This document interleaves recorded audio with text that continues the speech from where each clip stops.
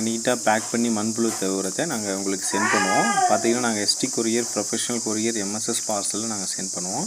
நீங்கள் வந்து பார்த்தீங்கன்னா மண்புழு உரத்தை நீங்கள் நிறைய வாங்கினீங்க அப்படின்னா ப்ரைஸ் ரிடியூஸ் பண்ணி தருவோம். இந்த மாதிரி 1 கிலோ வாங்கினீங்க அப்படின்னா கண்டிப்பாக 30 ரூபாய்க்கு கொடுப்போம்.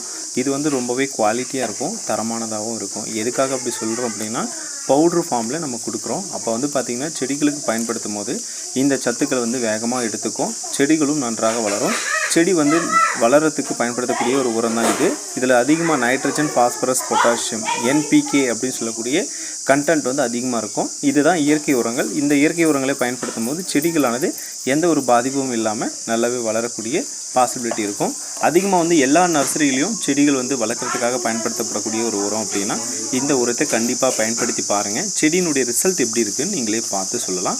ஸோ இந்த மாதிரியான உரங்கள் வேணும், பயன்பாடுகள் பற்றி தெரிஞ்சுக்கணும் அப்படின்னா நீங்கள் கண்டிப்பாக கமெண்ட்டில் சொல்லுங்கள்.